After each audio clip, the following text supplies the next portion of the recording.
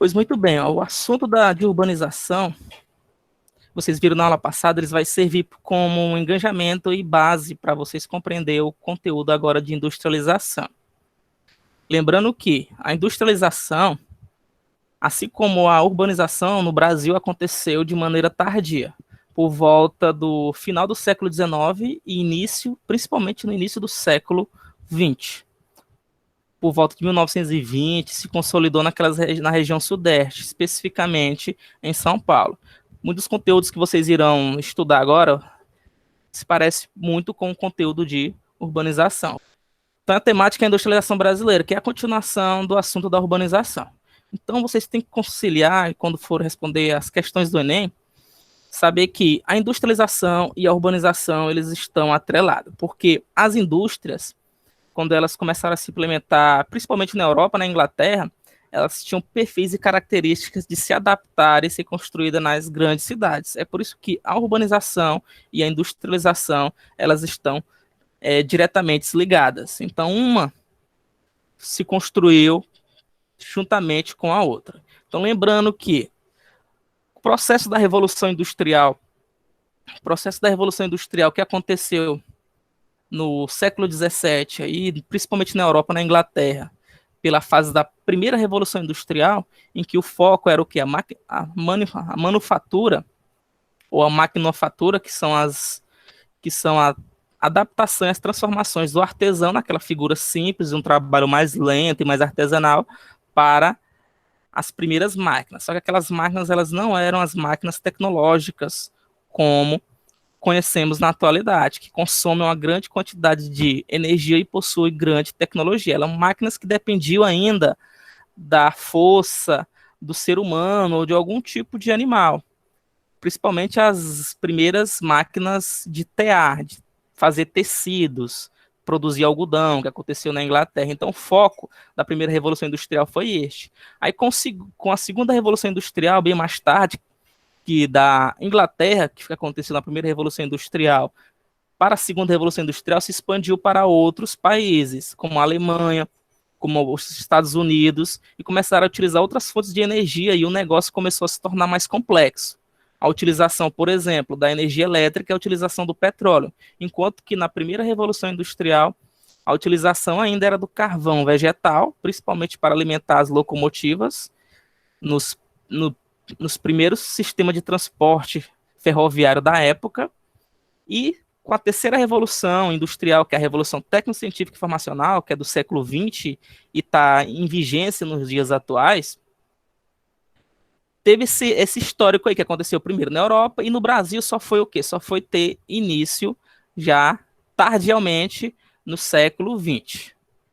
Entre o quê? Entre os períodos da Primeira e da Segunda Guerra Mundial. Então vocês irão ver aqui no conteúdo que o Brasil ele teve que se adaptar às condições das guerras que aconteceram, que foram as crises sucessivas e o se vira nos 30. O Brasil ele não tinha vocação para a indústria, só de maneira forçada por causa das guerras que o Brasil ele começou a investir. Então este é o assunto que nós iremos abordar aqui na aula, tranquilo? Então a industrialização brasileira, ó.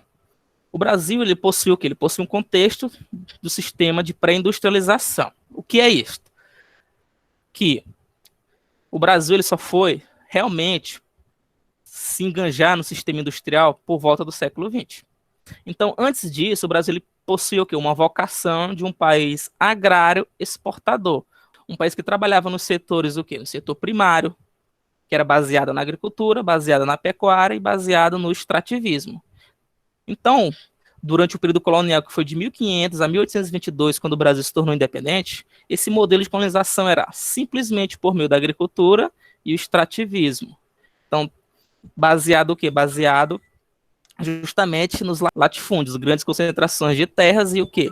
E a monocultura. Então, esse sistema aí do período colonial fez com que o Brasil ele tivesse uma vocação de agricultura mesmo. Primeiro fator, o Brasil ele é um país de dimensão continental, muito extenso, muito grande, assim, de ponto de vista de área, então favoreceu essa prática aí da agricultura. E toda essa produção que era destinada, que era produzida, era para exportação. Primeiro eles iniciaram com a cana-de-açúcar no Nordeste, aí depois passaram para a exploração do ouro em Minas Gerais, depois passaram para o café.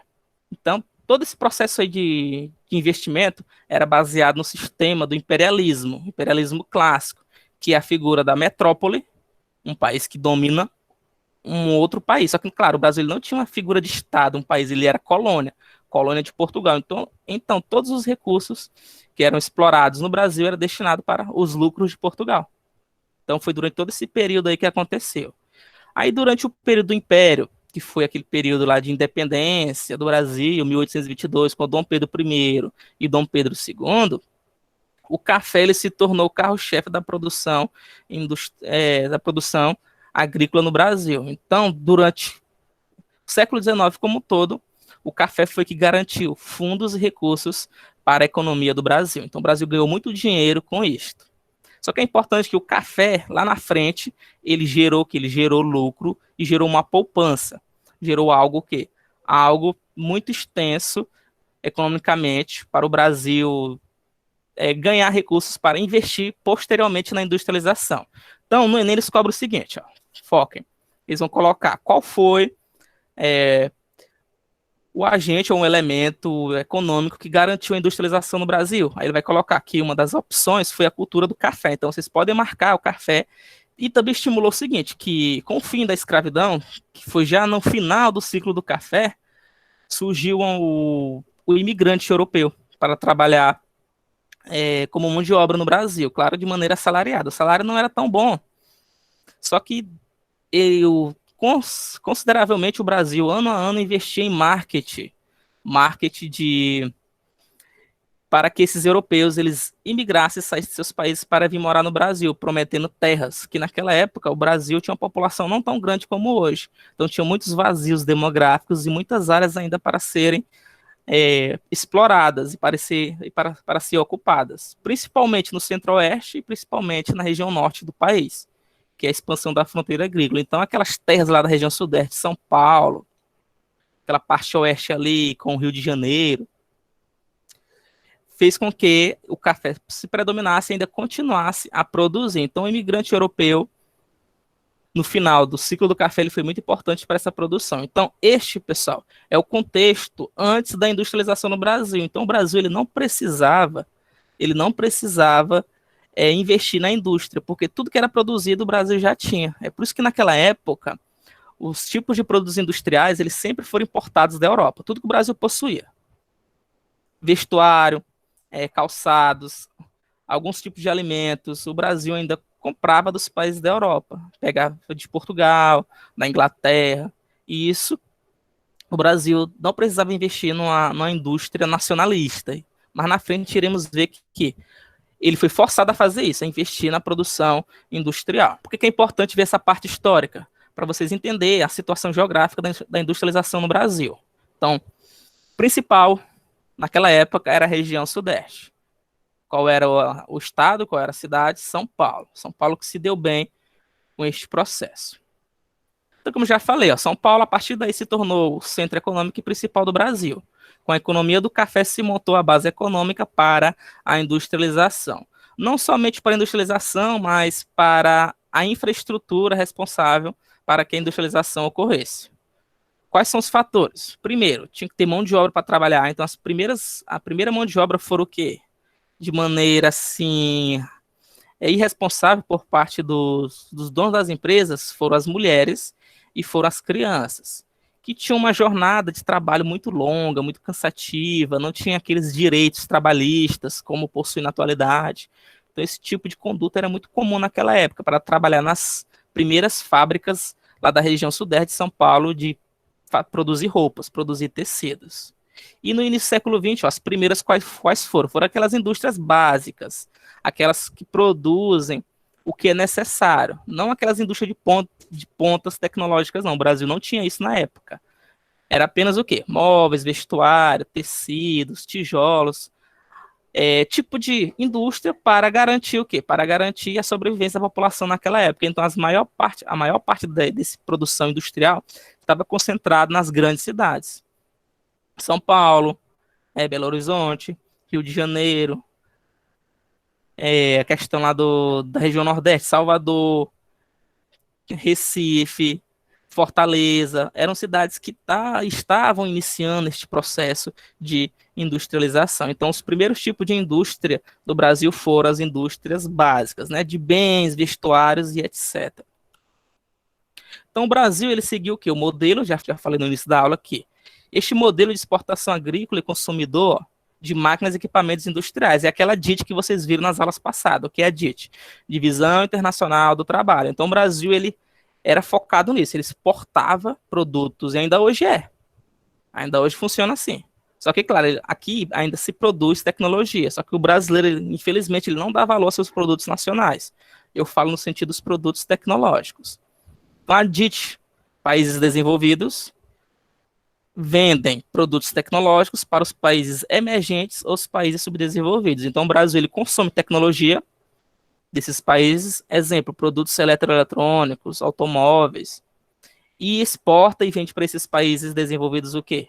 Matéria-prima, produtos agropecuários, como carne, como lã, como frutas diversas, como o caso da laranja, o caso da soja. Então, esta é a DIT do cenário atual. Só que, claro, tem que exportar muita soja, tem que exportar muito esses produtos agrícolas para compensar o prejuízo de consumir um produto industrial de outro país bem mais caro, por exemplo, de um automóvel. Então, sempre o Brasil vai ter o quê? A balança comercial, ela sempre tem que estar equilibrada. Não pode o quê? Importar muito produto caro e exportar muito produto barato. O dinheiro sempre tem que estar equilibrado e o chamado superávit, que é o superávit, é quando o país ele tem mais lucro nesse sistema. Por exemplo, ele exporta e tem muito mais lucro do que ele importa. Se ele importa mais produto caro e exporta pouco e tem pouco lucro, ele entra no prejuízo. Aí isso é chamado de sistema de deficitário. A balança comercial ele entra num déficit chamado, viu? Aí tinha muito aqui, estímulos de campanhas para imigração no Brasil. Qual foram os povos? Os italianos, os poloneses, os gaúchos. Já tinha uma colônia de português aqui no Brasil muito grande, então eles precisavam incentivar esta imigração aqui para o Brasil, tanto para servir como mão de obra para essas indústrias. Então, outra questão que eles cobram do Enem é o seguinte: qual foram um dos motivos para a abolição do sistema da escravatura no Brasil? Aí eles vão colocar algumas questões. Visando a liberdade dos povos, para possuir mão de obra, para trabalhar nas indústrias. Então, a resposta é essa. O objetivo principal não é porque a humanidade naquela época queria ser bonzinho e libertar os escravos, não. É porque eles viram o pessoal que era escravizado naquela época como um mercado consumidor, com um potencial muito grande para trabalhar nas indústrias e para consumir seus produtos. Então, a Inglaterra, principalmente, tinha que ter clientes para comprar seus produtos industriais. E no Brasil também passou por esse mesmo processo. Então, eles viram que na figura dos escravos na época que estava sendo libertado como um potencial, né? Com a potencialidade de consumir esses produtos. Então, realmente eles trabalham nessas hipóteses aí. Depois eles começaram a investir na imigração do Brasil. Aí a industrialização, no Brasil ocorreu de maneira forçada, ou seja, não é porque os governantes do Estado brasileiro queriam produzir esses produtos industriais aqui no Brasil, não. Eles foram forçados pelo contexto da Contexto da Primeira e da Segunda Guerra Mundial, viu? Quem tiver interesse, eu já tenho um vídeo gravado sobre o quê? Sobre a Primeira e a Segunda Guerra Mundial aqui nas aulas, que é a aula do ano passado, vocês podem assistir. E os países que estavam brigando por território naquela época e por esse mercado consumidor de seus produtos, fez com que a Europa como um todo fechasse as fronteiras, porque a Europa estava em guerra naquele período. Então o Brasil, que consumia seus produtos industriais de fora, ficou sem esses produtos para comprar. Aí o que foi que aconteceu? O Brasil ele teve que produzir seus próprios produtos nacionais industriais. Então se iniciou-se a primeira fase da industrialização no Brasil, que foi entre o quê? Entre a crise de 1929 da Bolsa de Valores nos Estados Unidos e a Segunda Guerra Mundial. Então o Brasil foi forçado a produzir seus produtos. Então começou os produtos nacionalistas. Aí eu gosto de brincar que na época não existia esse negócio de moda. Por exemplo, era muito comum as pessoas usarem o mesmo tipo de vestido, o mesmo tipo de calçado, o mesmo tipo de calça. Não possuía essa distinção aí de marcas entre elas. Então era muito comum as pessoas utilizar o mesmo tipo de produto, não tinha essa diversificação. Exemplo era o quê? Eram os automóveis, o Fusca, da época lá do governo Juscelino Kubitschek. Todo mundo tinha que possuir o mesmo modelo de carro, que geralmente era da Ford, que vinha dos Estados Unidos. Os Estados Unidos abastecia o nosso país com seus automóveis e não tinha essa diversidade. Mas na frente, já que vocês vão aprender que teve essa variação aí para agregar qualidade no produto, viu? Então, o primeiro fator foi isso, as guerras, a primeira e a segunda, a primeira guerra mundial que forçou. O outro motivo é que em 29, os Estados Unidos, ele entrou em crise da bolsa de valores, justamente por isso que eu estou falando para vocês sobre esses produtos industriais. Então, os Estados Unidos não pôde abastecer também o Brasil. Então, isso gerou o quê? Gerou uma crise mundial. Então, como aconteceu a crise da bolsa de 29, Estados Unidos, foi justamente por isso. Era muito comum na época, voltando, era muito comum se produzir o mesmo tipo de produto. Aí os Estados Unidos ele começou a produzir muito, em excesso, esses produtos industriais, acima da capacidade do consumidor. Por exemplo, muito produto em estoque, o que acontece quando isso ocorre? Acontece a desvalorização do produto, que é chamado lei da oferta e da procura. Quando tem muito produto no mercado, ele cai o seu valor. Quando tem pouco produto no mercado, ele sobe o valor. Eu posso citar o exemplo da pandemia, o que aconteceu com os videogames e com os produtos da informática.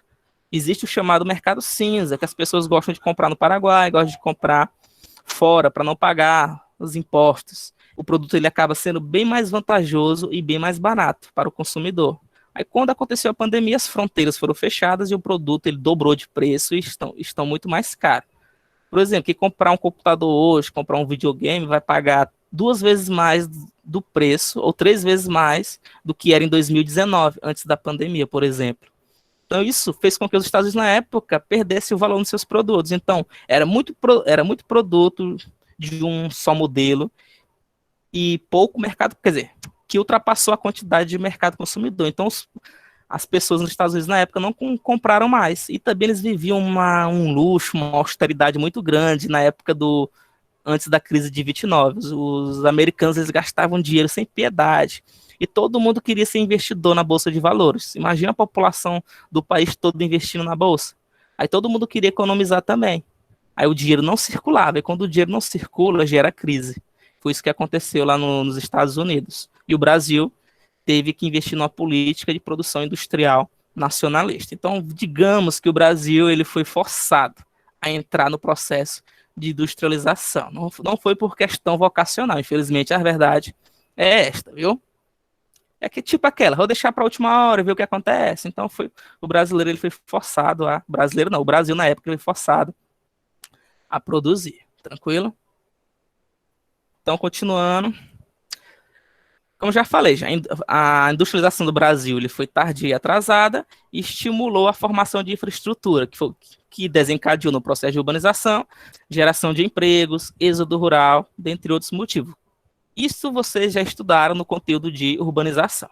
Todos esses motivos aí que aconteceram, tranquilo? Então a industrialização ela foi um dos fatores que modificou toda a dinâmica e estrutura do espaço geográfico aqui no nosso país. 1930, o processo de industrialização ele se consolidou no Brasil e início de uma transição de agrária para urbano. Já falamos sobre isso no início da aula, né? Em 41, começou a se implementar, que se iniciou-se no governo do Getúlio Vargas, aí passou pelo JK, Juscelino Kubitschek, aí seguiu com os militares. No final do regime militar, por volta dos anos 90, até os dias de hoje, ainda se investe muito nessa infraestrutura. Então, em 41, a Companhia da Siderúrgica Nacional, que foi a CSN, em Volta Redonda, no Rio de Janeiro, para produzir aço. Por que produzir aço? Para dar a construção das indústrias de base, para investir em viadutos, investir na construção civil. Então, o Brasil precisava desse tipo de produção.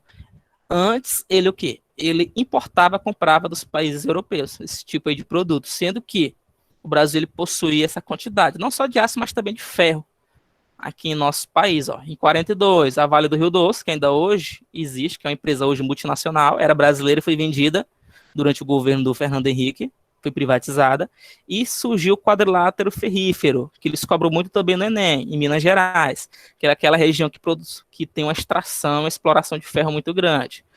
De novo, Qual o motivo? Exportar, vender e também utilizar na construção e investimento do país. E muito disso foi investido no sistema ferroviário. Aí, em 56 a 61, o governo de Juscelino Kubitschek, ele teve uma política mais aliada ao neoliberalismo. Quem não lembra o que é neoliberalismo?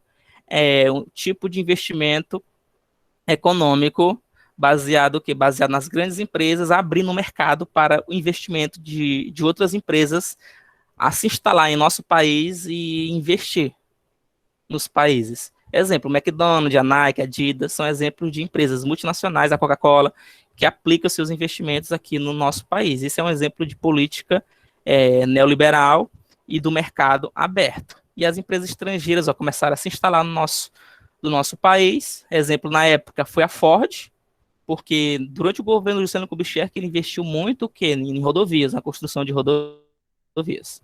E nós pagamos esse preço até hoje. A maior parte dessa transição econômica do nosso país depende do transporte rodoviário, não é o ferroviário.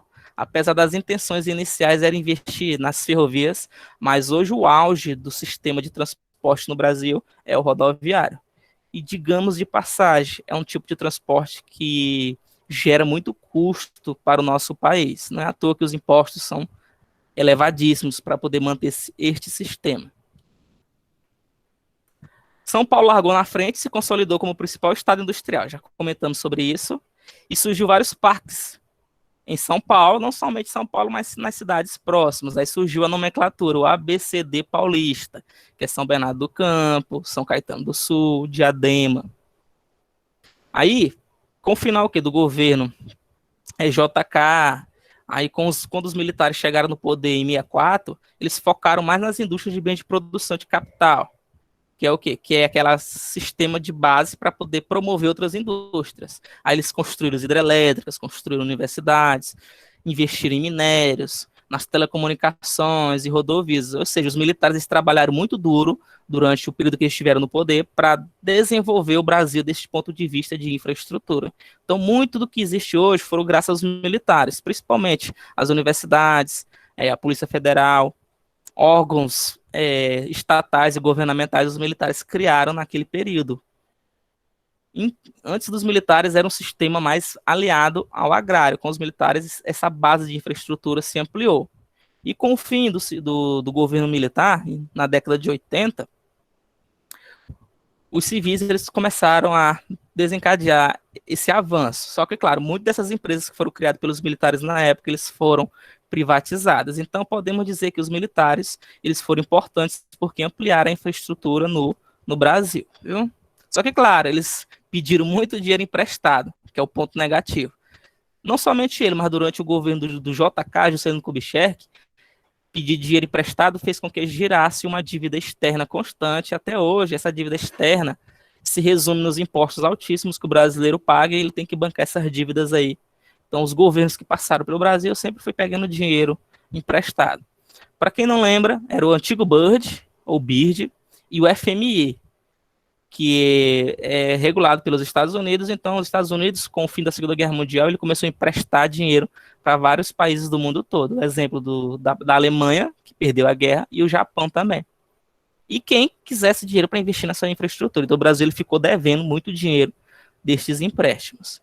Então, em 70 e 80, com o Brasil urbanizado, surgem as indústrias de bens de produção. Para quem não lembra o que é indústria de bens de produção, elas são aquelas indústrias de base ou pesadas, né? Que transformam os produtos da natureza em o quê? Em produtos industriais. Ou seja, ele serve de base para outras indústrias. Aí elas são divididas em bens de capital e extrativas. Ou seja, são indústrias que dão apoio para construir maquinários e etc. para outras indústrias. Por exemplo, uma indústria automobilística. Ela possui máquinas, possui aqueles tipos de equipamentos que são produzidos pelas indústrias de bens de produção. Então, as indústrias de bens de produção são as que produzem equipamentos e produtos industriais para servir para outras indústrias. Então, eles também cobram muito isso no Enem, fiquem ligados. Aí, os tipos de indústrias que são muito comuns aqui no Brasil são as indústrias de bens de capital, que também são chamadas de equipamentos ou intermediárias, e as de bens de consumo, que são as mais leves, mais light, que são chamadas de duráveis e não duráveis. Viu? Aqui que o brasileiro mais consome é essa segunda, bens de consumo leves, duráveis e não duráveis. Podemos citar exemplos, né? Por exemplo, as leves são vestuários, roupas, equipamentos eletroeletrônicos, como rádio, pilhas. E as não duráveis são os alimentos, uma bebida, um refrigerante, algo do tipo. E as bens de capital e equipamentos intermediários são aquelas que produzem maquinários que vão demorar vários anos para se acabar. São aqueles que você investe e tem um retorno muito grande por vários anos. Exemplo do maquinário, de um trator. Podemos dizer que um caminhão é um exemplo aí de bens de equipamentos intermediários, né? Uma escavadeira, um trator. E hoje, por volta o quê? Por volta de 1980, com a expansão da urbanização e o crescimento e o aumento das indústrias, São Paulo ela se tornou um estado muito inchado do ponto de vista assim de infraestrutura. Então se tornou muito caro para o empresário investir na região de São Paulo. Então se tornou uma região valorizada. Qual foi a estratégia? Principalmente as multinacionais. Eles começaram a se descentralizar, sair dos grandes centros urbanos, que é mais caro, em busca de outras cidades e outras regiões do Brasil. A exemplo da região Nordeste, no Maranhão, a exemplo do Ceará. O Piauí, ele possui uma vocação estranha. Ele não recebe muitas indústrias aqui no nosso estado para investir nesse processo. Mas um dia iremos despontar nisso. Mas aconteceu isso. Então, por volta já dos anos 70 e 80, as indústrias começaram a se espalhar para outras regiões. O que eu quero dizer com isso? Por exemplo, uma indústria do setor automobilístico. Ela não está concentrada apenas na região lá de São Paulo. Ela começa a se concentrar lá em Fortaleza, começa a se concentrar em Manaus. E a Zona Franca foi importante, a Zona Franca de Manaus, para isso. Faça uma revisão sobre a Zona Franca.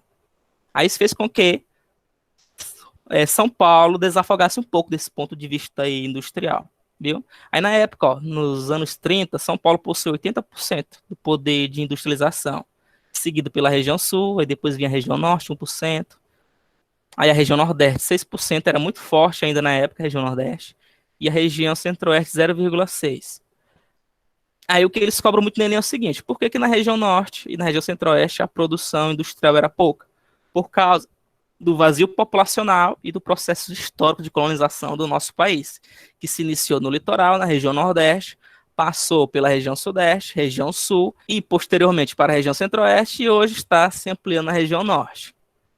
Aí em 70 iniciou o processo de desconcentração, como eu já falei para vocês. Eles procuram principalmente cidades médias e pequenas em que possuem atrativos para os seus investimentos. Por exemplo, guerra fiscal, infraestrutura, isenção de impostos. Existe estado que isenta o empresário de pagar imposto, como energia, como água, e o salário é bem menor para pagar para as pessoas. Existe essa valorização de salário nas cidades. Até nos países, por exemplo, quem trabalha no McDonald's nos Estados Unidos possui um salário maior de quem trabalha no McDonald's aqui na região Nordeste. É um exemplo que eu estou citando.